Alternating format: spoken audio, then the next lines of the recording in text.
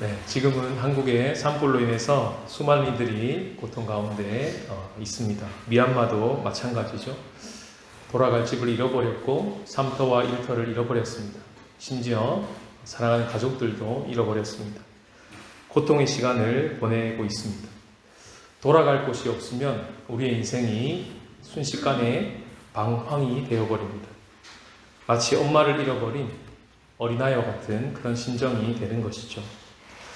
다시 돌아갈 집이 생기고 다시 돌아갈 삼터와 일터가 회복될 수 있도록 우리의 마음을 모아야 할 때입니다.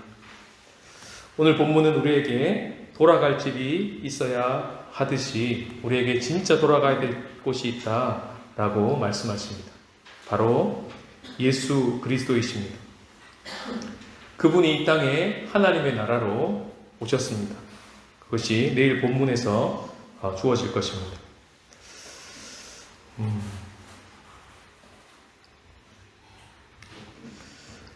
돌아갈 곳이 어디인지 우리들에게 분명하게 보여주셨는데요. 그게 바로 죽어서 가는 곳만이 아닌 날마다, 오늘과 내일과 모레 날마다 들어가게 되는 하나님의 나라라는 것을 예수님을 통해서 우리 가운데 보여주셨습니다.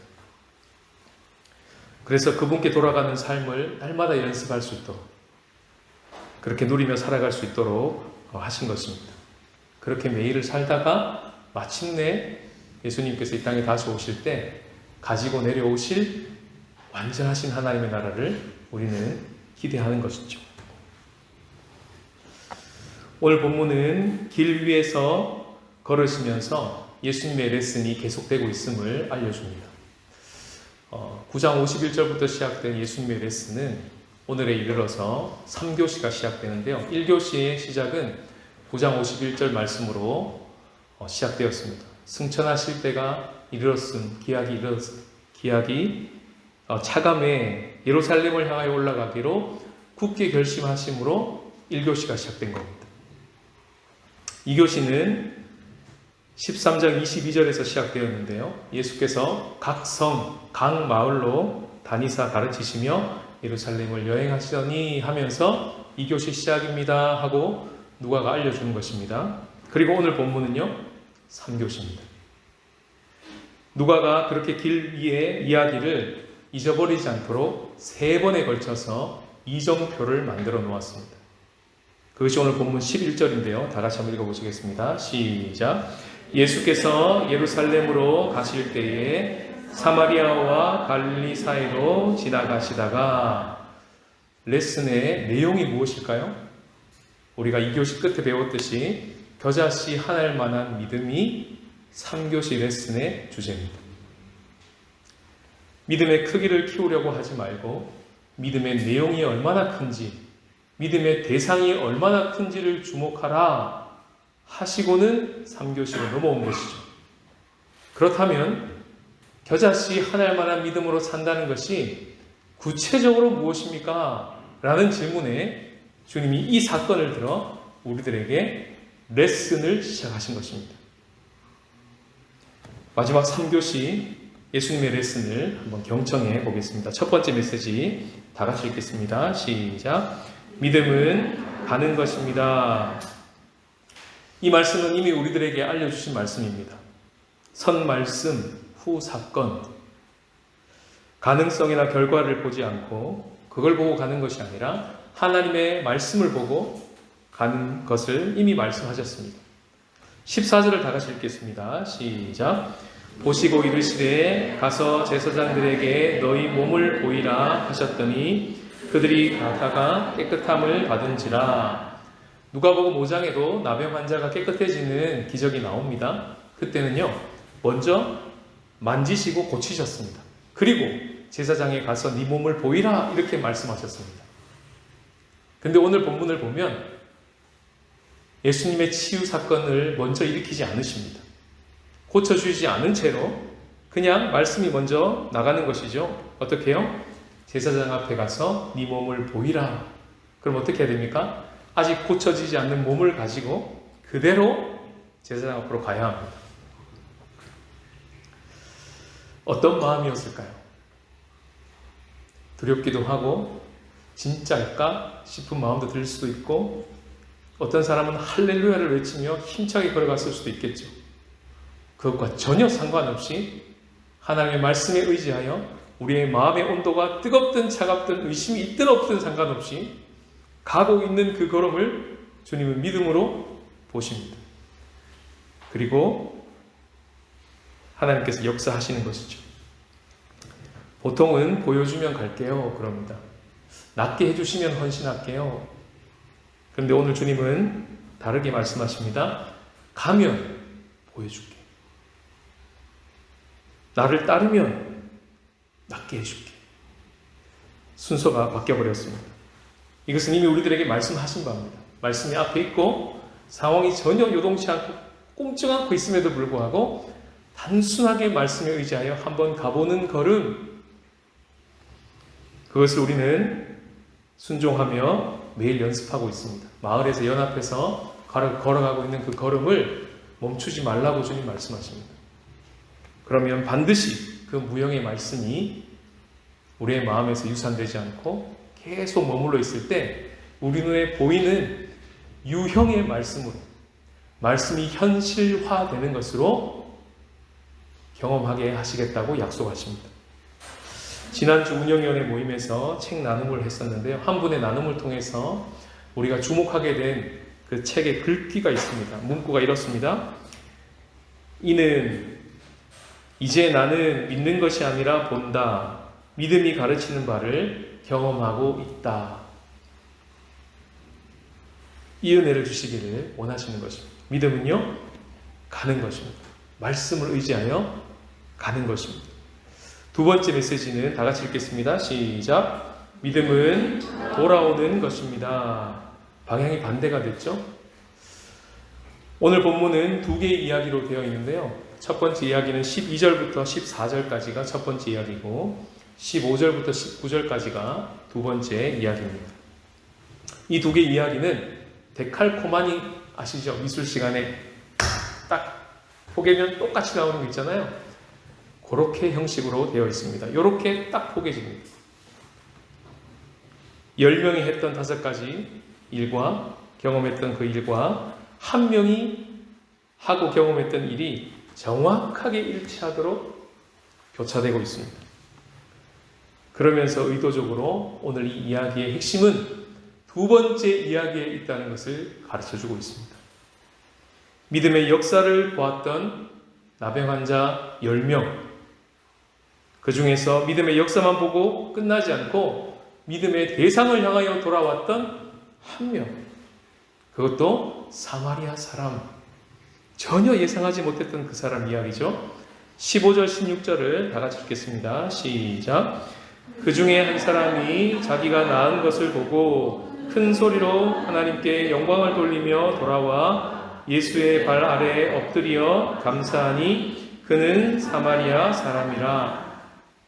예수님은 이 상황을 이용하셔서 레슨을 시작하십니다. 3가지 질문을 던지시는데요. 10명이 다 낫지 않았느냐? 이렇게 질문하십니다. 답은 뻔하죠. 예. 제자들에게 질문하시는 겁니다.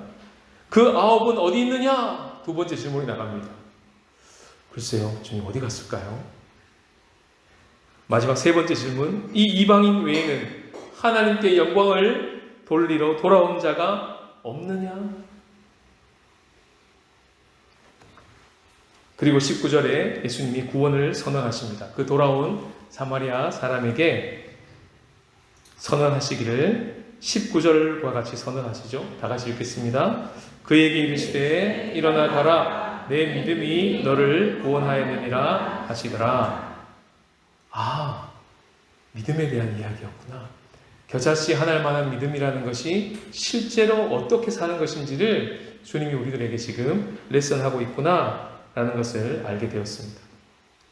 오늘 본문 말씀을 통해서 믿음의 역사 앞에만 머물러 있지 말고 믿음의 대상 앞으로 돌아오라. 그것이 겨자씨 하나일 만한 믿음을 가지고 사는 자의 실제다라고 가르쳐 주시는 것입니다. 그래서 오늘 본문에 돌아온다라는 동사가 2번이나 나옵니다. 15절에 한 번 나오고요. 18절에 또 나옵니다. 믿음은 그리스도에게 돌아오는 것입니다. 구체적으로 어떻게 돌아가냐 하면 오늘 본문에 잘 나와 있습니다. 감사함으로 돌아갑니다. 16절을 다 같이 한번 읽겠습니다. 예수의 발 아래 엎드려 감사하니. 우리는 매일 아침마다 말씀 앞에 서는 교회로 걸어가고 있습니다. 그것이 오늘 본문으로 말하면 14절의 자리입니다. 그것을 말씀을 묵상하고 나누고 또 순종하고 그렇게 살아가고 있습니다. 하루를 다 살고 이제 쉼의 자리가 주어집니다. 저녁이 옵니다. 그때 그 자리에 16절과 같은 자리를 만들라고 주님이 말씀하시는 것입니다. 돌아와 예수의 발 아래 엎드려 감사하며 하루를 마무리하라. 오늘의 말씀은 바로 이것입니다. 이 말씀을 준비하면서 저의 하루의 루틴을 점검해 보게 되었습니다. 영적 사각지대가 보이더라고요. 어디냐면 저녁 시간이더라고요. 지금 저의 저녁은 어떻게 이루어져 있냐면 학원을 갔다 와서 잠깐 먹고 주화 강의를 준비합니다. 그리고 촬영을 합니다. 그리고 일기 쓰면 그 저녁 시간 다 갑니다. 일이 몰리고 사역이 벅차니까 어느 순간 돌아보니 그것을 쳐내듯이 하고 있는 거예요. 숨 여기까지 차올라요. 어떨 때는 막 12시 넘어서 이야기 올라갈 때도 있습니다. 그러다 보니까 일기도 쓰는 모습이 어떤 모양새냐면 빨리 일기 쓰고 자야 된다. 조급해하면서 일기를 쓰고 있더라고요. 일기를 썼다라는 것에 만족하면서 그렇게 살고 있는 저의 모습을 보았습니다. 새벽에 누리고 있는 이 시간과 저의 모양새하고 저녁에 누리고 있는 모양새가 너무 다른 거예요. 영적인 사각지대구나 라고 알았습니다. 화요 산말기 모임에서 어떤 한 성도님이 저와 비슷한 고백을 나누어 주셨습니다. 오늘 말씀 묵상했다. 나 오늘 통독했다. 나 오늘 기도했다. 놀랍게도 종교적인 행위를 다 하고 있는데 했다는 것으로 만족하고 있고 그 자리가 예수님의 발 아래 엎드려 감사하는 자리가 안 되고 있는 자신의 모습을 그대로 비추어 나눔해 주셨습니다. 여러분은 어떠십니까? 한 주를 다 살고 이렇게 한 주를 마무리하고 또 한 주를 시작하면서 우리는 예수님의 발 아래 엎드려 이렇게 한 주를 마무리하고 있습니다. 예배 드리면서.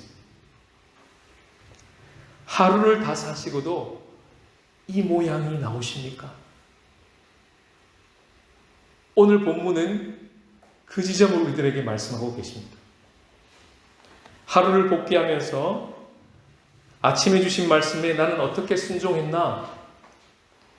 주일에 주신 말씀에 나는 한 주를 살면서 어떻게 순종하고 있나? 하루 중에 예수님께서 어떻게 함께 하시고 개입하셨나? 주께서 내 삶 속에 행하신 일은 무엇이고 감사할 것은 무엇인가? 잠깐이라도 헤아려 보면서 하루를 마무리하십니까? 오늘 본문을 통해서 우리 일상이 마무리되고 있는 그 지점을 점검하라고 하십니다. 그 지점이 바로 16절과 같은 자리가 되기를 또 그와 같은 회복이 일어나도록 주님이 도우시기를 원하시는 것입니다. 하루를 마무리하면서 단 몇 분이라도 손에 들고 있던 핸드폰을 잠깐 내리고 랩탑을 잠깐 내리고 예수의 발 아래 잠잠히 머물면서 감사하면서 하루를 마무리하고 있는 모습.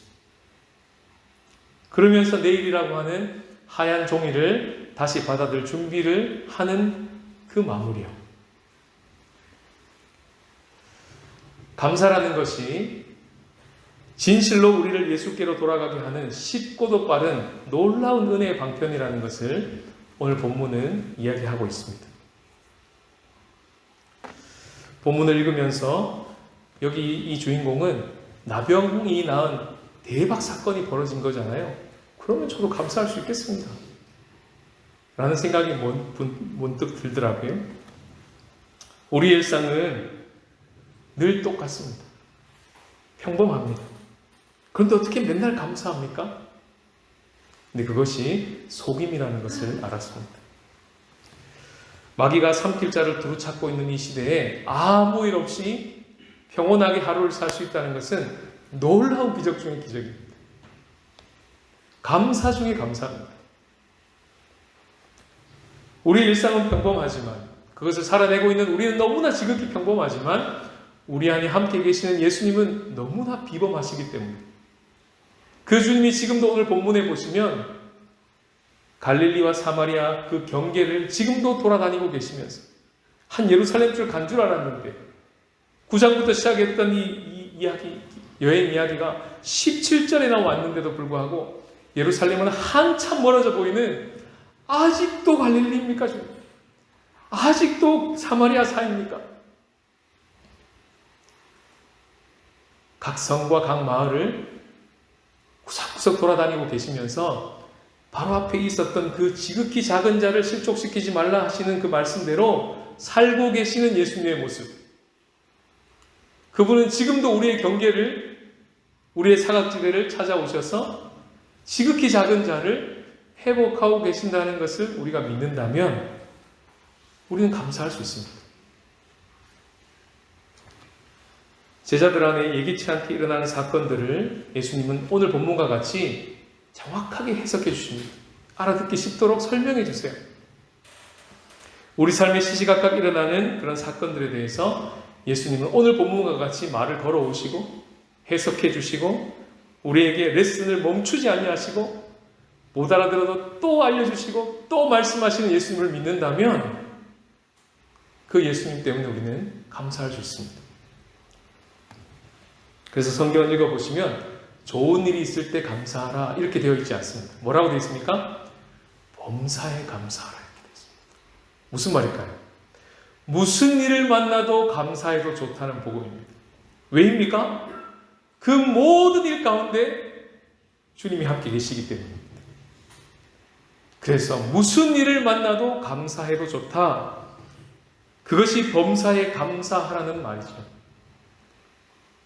이것이 바로 누가복음을 시작할 때 우리에게 주신 복음 메시지 우리 중에 이루어진 사실에 대하여 라고 하는 바로 그 사실입니다.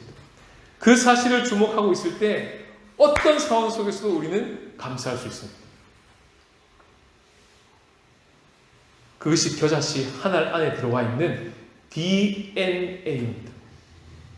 그것이 얼마나 큰지, 그것 자체로 얼마나 완전한 것인지,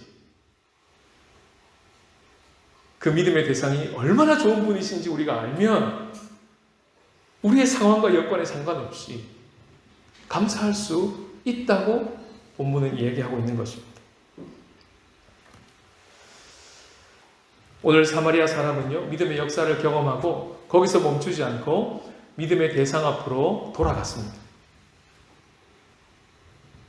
병 나은 것만 본 것이 아니라 병을 낫게 하신 분을 너무 보고 싶었던 거예요. 그래서 13절의 처음 시작은 이랬습니다. 예수 선생님! 그러고 시작했습니다.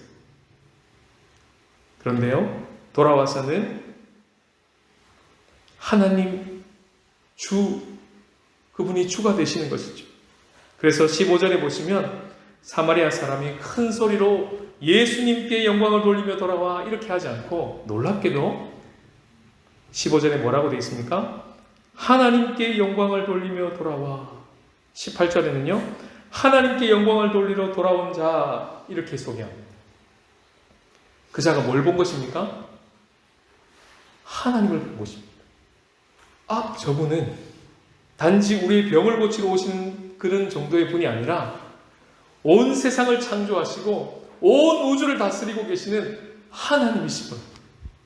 그분은 주와 그리스도가 되시는 분이시구나. 내가 생각하는 것보다 훨씬 크신 분이시구나.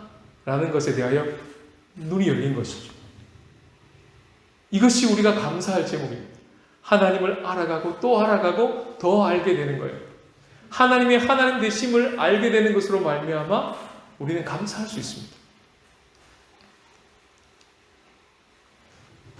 거기서 멈추지 않고 이 겨자씨 하나만한 믿음을 장착하게 되면 예수님만 그렇게 멋있게 살아가고 있는 모습으로 끝나지 않고 우리도 그 경계선에 서서 예수님처럼 지극히 작은 자를 돌볼 수 있다. 우리도 예수님처럼 온 세상을, 각 성을, 각 마을을 두루다니며 회복하고 계신 그 예수님과 우리도 동참할 수 있다. 그 믿음의 내용이 들어오게 됩니다. 그러면 우리의 삶도 삶이지만 하루를 마무리하면서 감사하게 되는 내용이 달라지기 시작하는 것이죠. 우리 아이들이랑 수요일마다 가정 예배를 드리면 감사한 거 나누기 할 때가 있습니다. 저희 애들이 뭐라고 그럴까요? 항상 나오는 게 있습니다. 맛있는 거 주셔서 감사합니다. 정말 감사한 겁니다. 런닝맨을 볼 수 있게 주셔서 감사합니다. 감사하죠. 근데 평생을 살면서 이것만 감사하시겠습니까? 주차할 자리 주셔서 감사합니다. 날씨가 좋게 해주셔서 감사합니다.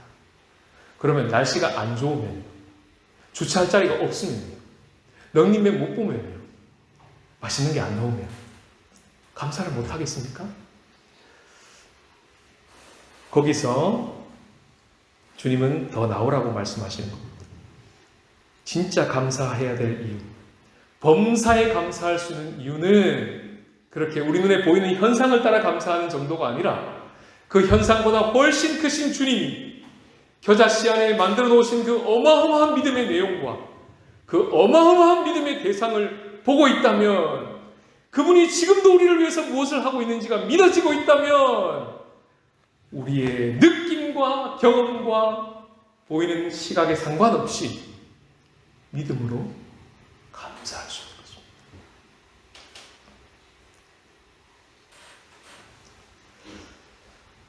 그래서 오늘 우리가 드리는 이 헌금은 참 의미가 있겠습니다. 온 세상을 회복하고 계시는 하나님 앞에서 우리도 미약하나마 동참할 수 있는 작은 부분에 우리가 동참할 수 있다는 것이 감사한 거죠. 깨어진 세상을 끌어안고 우리의 몫을 감당하는 가장 쉬운 방법입니다. 그리고 한 걸음입니다. 그 한 걸음을 걸어내는 것부터 우리가 연습을 해나갈 때 두 걸음도 걸을 수 있고 세 걸음도 걸을 수 있고 때로는 달릴 수도 있는 것입니다. 그러면서 어떻게 합니까? 감사합니다 그러는 것입니다. 전혀 다른 감사의 내용이 나오는 것이죠.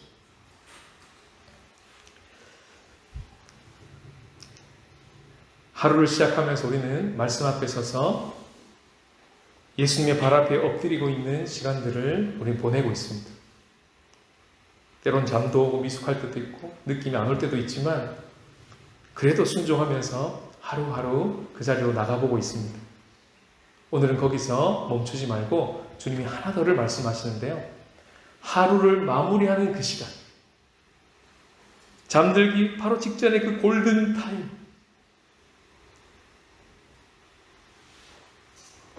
그 시간에 예수의 발 아래 돌아와서 엎드려 감사하라. 이것이 오늘 우리들에게 주시는 한마디 메시지입니다.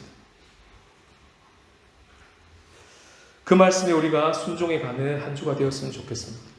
우리가 제일 먼저 할 수 있는 것은요, 그 자리를 한번 낯설게 스크린 해보는 겁니다. 마치 우리 아이가 달라졌어요 하면 뭐부터 답니까? CCTV부터 답니다. 그래서 내가 나를 봅니다.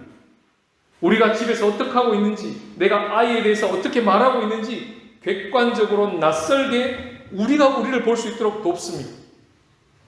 그렇게 한번 보라는 겁니다. 나는 하루를 마무리하는 그 저녁 시간을 어떻게 보내고 있나? 이대로 괜찮은가? 주님, 어떻게 디자인해 볼까요? 어떻게 설계를 해보면 좋을까요? 반도체를 보듯이 한번 설계를 해보면 어떻겠습니까? 요리를 해보듯이 그 자리를 어떻게 좀 만들어 볼까? 질문을 던져놓고 주님께 물어보면 어떻겠습니까?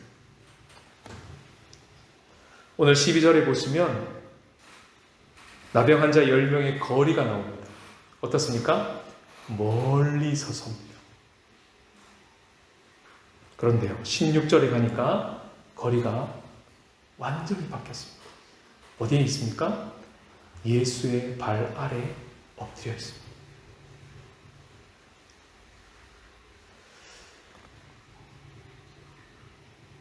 이렇게 거리를 좁히시기를 주님이 원하십니다.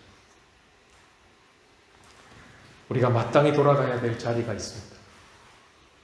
예수 그리스도십니다. 그분은 암탉이 되셔서 그 제 새끼를 자기 품에 안으시는 분이라고 말씀에 이미 해주셨습니다.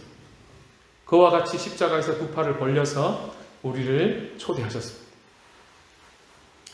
오라는 것이죠. 그 품으로 돌아가서 날마다 감사함으로 이 나병 환자와 같이 살 수 있도록 초대하고 계십니다.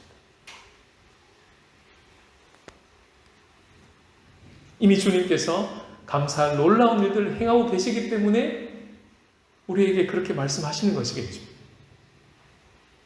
그 믿음으로 그 자리로 나아가서 하루를 마무리하시면서 그 시간을 낯설게 의식해 보시면서 오늘 본문의 말씀 그대로 돌아와 예수의 발 아래 엎드려 감사하니, 이 말씀이 오늘 우리의 마음에 새겨져서 주님과 우리의 거리가 좁혀지고 진짜 우리의 인생의 마지막에 왔을 때 돌아갈 곳이 선명하게 보입니다. 왜요? 매일 연습했거든요. 그런 복된 인생이 되시기를 주님의 이름으로 축복합니다.